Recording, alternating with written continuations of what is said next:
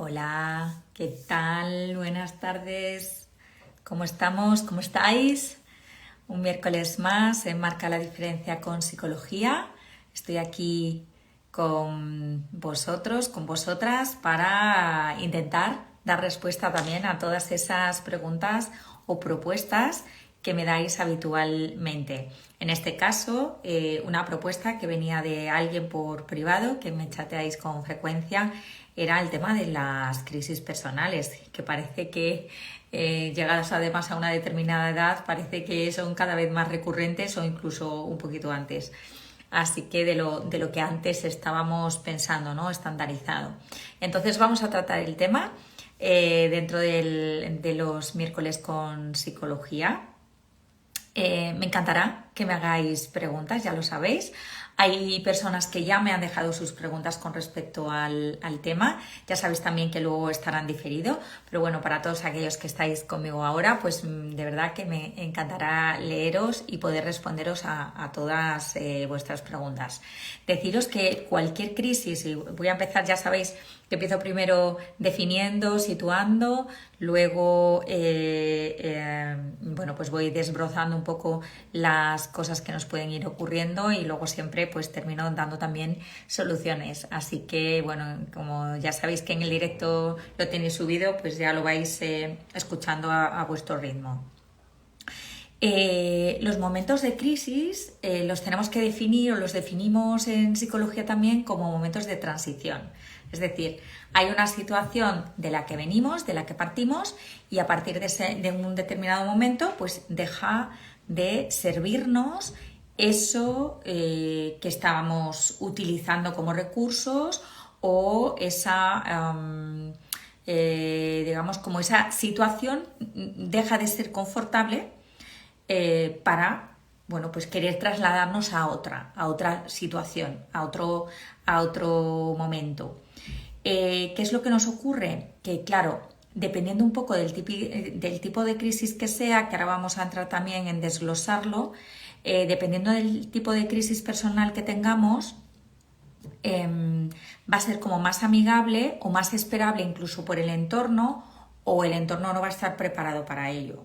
Así que a veces también la manera en que nosotros vivimos una crisis puede influir muchísimo en el entorno, hasta tal punto que realmente nosotros tengamos una vida bastante distinta a la que estábamos llevando. Entonces, partimos de la base de que la crisis es un momento de transición desde un lugar que conocemos a un lugar desconocido.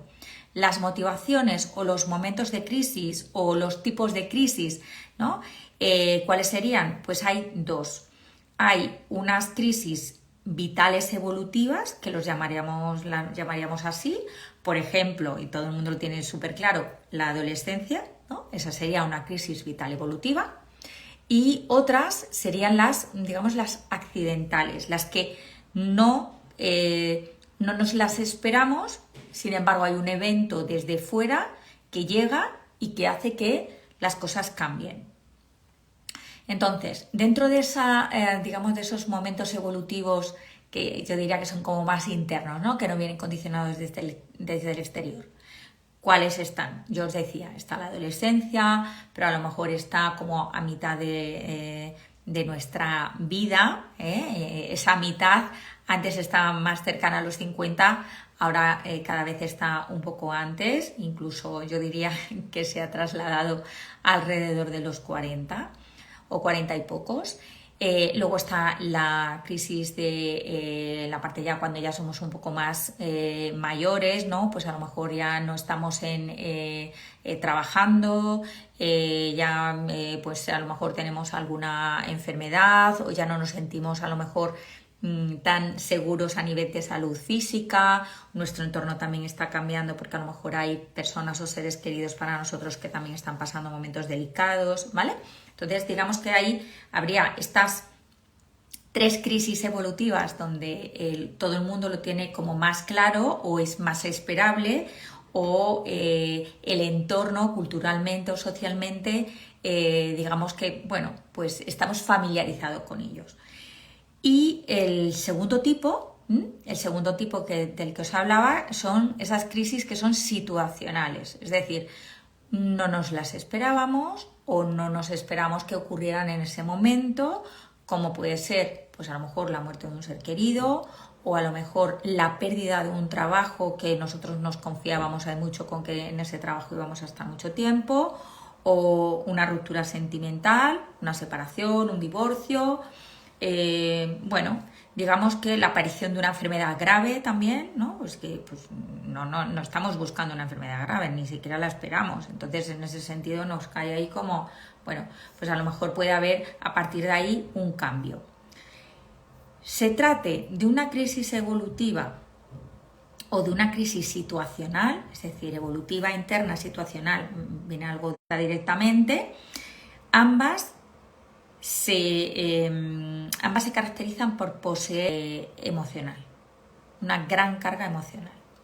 Esa carga emocional, ¿qué es lo que nos hace? Pues en muchísimas ocasiones nos hace sentir que no vamos a salir de ello, que no tenemos los recursos suficientes. A veces sí que somos conscientes de que nuestro entorno se está viendo afectado, otras veces ni siquiera somos conscientes de que el entorno está viéndose afectado, porque a lo mejor nosotros estamos muy irascibles, pero no estamos notando que el entorno esté siendo afectado, hasta que hay alguien que, claro, el entorno más directo, sobre todo dentro del núcleo familiar o del que con el que convivimos, ¿no? Nos dice, oye, es que no hay quien te aguante, no te aguantas ni tú, ¿no? Entonces, en este momento sí que es verdad que tendríamos que mirar para adentro para preguntarnos, ¿realmente yo estoy pasando una crisis vital, una crisis existencial? Bien, entonces, esa parte de gestión emocional es muy importante. Porque no solamente me va a afectar a mí a nivel emocional y al resto, ¿no?, que podría influir, sino también va a afectar a mi autoestima, a la manera de relacionarme, a los recursos que yo a lo mejor he podido ir cultivando, desarrollando a lo largo de mi vida, y de repente lo que me servía antes como recurso ahora ya no me sirve. Ejemplo, pues antes me servía para relajarme, irme a la playa, pues ahora voy a la playa y a mí eso, bueno, me relaja un poquito, pero no lo suficiente. O a lo mejor antes pues me leía y entonces como me abstraía y tal, pues me generaba ese mundo, esa burbuja, y eso me generaba mucho bienestar, y desde ahí pues ya como que salía de esa lectura un poco más reconfortada o más tranquila o lo que fuera. Bien, ¿con esto qué queremos decir o a dónde queremos llegar? A que el autoconocimiento y el autocuidado tienen que estar en ambas crisis. El autoconocimiento es, más me conozca yo, más recursos tenga, más o de mayor calidad sean las relaciones de cercanía que tengo, más fácil será salir de esa crisis, de ese momento de transición hacia un lugar donde yo esté de nuevo cómodo o cómoda, sin juicio y sin haberme a lo mejor hecho daño yo o hecho daño al resto. Si esa parte de autoconocimiento yo la carezco o la tengo poco fomentada, ¿qué es lo que ocurre? Pues es como es como el barco a la deriva, ¿no? Está el barco en el mar y está a la deriva. Entonces, ¿qué es lo que voy a hacer? A partir de ahí me puede generar, lo que yo os decía, mucha incertidumbre, mucho malestar, baja autoestima, miedo, empiezo a lo mejor a no relacionarme con el resto o a relacionarme de otra manera, o empiezo a sentir como que dejo en parte de ser yo mismo. ¿Para qué?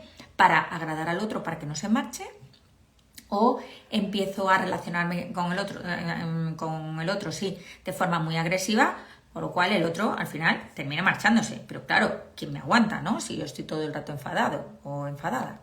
Bien, desde ahí entiendo que lo vamos siguiendo. Bien, estaba diciendo la parte del autoconocimiento y luego está la parte de los recursos, ¿no? ¿Qué es lo que yo he aprendido en esta parte de autocuidado que a mí me puede generar ese bienestar para esas crisis personales? Si yo me conozco bien, sabré cuáles son los recursos que en otros momentos de crisis personal a mí me ha podido ayudar o me ha podido facilitar esa tarea. Un ejemplo mío personal. Yo en crisis personales vitales E incluso yo diría que también en las crisis situacionales que también he tenido, a mí me da por ponerme a estudiar. Y cada vez que tengo una crisis me pongo a estudiar un máster. Claro, pues tengo algunos máster. Y esos curiosamente coinciden en muchas ocasiones con crisis, ¿no? Entonces, bueno, vosotros me diréis, bueno, Concha, entonces, ¿cuántos máster tienes? Porque así sabemos cuántas crisis has pasado. Bueno, pues tengo 5. Entonces, ya sabéis más o menos cuántas crisis he pasado. Cuando ese es mi recurso. Yo me focalizo en la parte de instruirme, aprender tal, pues una nueva orientación de psicoterapia o una nueva formación en coaching súper especializada o el máster en neurociencia que también hice. Es decir, en esos momentos mi recurso es ese y a mí me va bien con ese recurso. Ahora bien, si yo, por ejemplo, no tuviera identificado ningún recurso, ¿qué puedo hacer? Pues para eso, primero preguntar a mi entorno. Puedo preguntar a mi entorno de, oye, cuando tú estás así, lo estabas pasando mal o lo has pasado mal, ¿qué has hecho? No le tengo por qué decir que yo lo estoy pasando mal, pero sí puedo preguntar a mi entorno, ¿qué es lo que tú has hecho? Nos podemos hacer a lo mejor algún taller de autocuidado, porque desde el autocuidado nosotros vamos a aprender o a identificar herramientas que nos van a venir bien para gestionar esta parte emocional de la que estábamos hablando y también para la parte de autoestima o confianza en uno mismo, amor hacia uno mismo. La autoestima no solamente es como yo me veo, también es como yo percibo que los otros me ven. Porque en función de eso también yo conformo mi autoestima. Si los otros me ven como un ser hostil, pues lógicamente la imagen que yo voy a tener de mí mismo, la que me están devolviendo, no es muy agradable. Con lo cual eso también se puede a lo mejor ahí como enquistar, ¿no? Esa sensación de crisis. Ahí tengo una pregunta, a ver. Es un mecanismo de defensa de intelectualización. La parte de formarse. Bueno, digamos que depende si lo estamos usando para recolocar y ordenar o lo estamos usando para evitar. Esto, mira, te voy a poner el paralelismo. Si tú tienes la casa súper desorganizada, o sea, pues las sillas donde no deberían ir, los cuadros a lo mejor donde no deberían estar, los libros donde no deberían estar, o la ropa por el suelo, no lo sé, las cosas por donde no deberían estar, ¿tienes sensación de que puedes pensar mejor o peor? Entonces, yo, por ejemplo, en mi caso necesito un espacio ordenado para poder pensar mejor, para generar mayor creatividad, para sentirme más tranquila. Entonces, para mí, la parte del estudio lo que hace es que me organiza las ideas. No estoy evitando tomar contacto con la emoción a lo mejor del dolor no, sino que me ayuda, la narrativa que yo utilizo en esa formación me ayuda a encontrar una narrativa para la situación vital que estoy viviendo. Ese es mi caso. Habrá otros que no lo sean, lógicamente. ¿Puede ser mecanismo de defensa? Por eso decía que depende. Depende si eso te ayuda a ordenar tus emociones, tus sensaciones, tus pensamientos, o si lo estás utilizando como evitación. Si te contesta, bueno, luego ahora me escribes y tal y lo seguimos conversando. Más recursos, yo os decía, ¿no? Pues la parte de la formación, la parte del autoconocimiento, los talleres de desarrollo personal, el ponernos en contacto con la naturaleza, el preguntar a personas de nuestro entorno cómo han salido de ahí. Incluso yo os diría el ver documentales biográficos de personas que han pasado por diferentes estadios en la vida. Todos pasamos crisis vitales, todos. Porque la adolescencia todos la pasamos, sea más sencilla, o sea, más tranquila o más turbulenta, sin embargo, todos hemos pasado por eso. La adolescencia es un periodo en el que yo refrendo cualquiera de las normas o cualquiera de los comportamientos o situaciones que he ido teniendo a lo largo de la vida mientras que era infante, ¿no? Mientras que era niño o niña.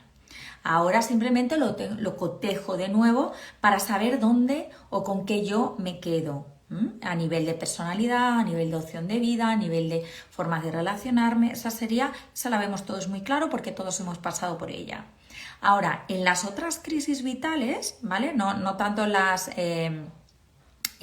situacionales.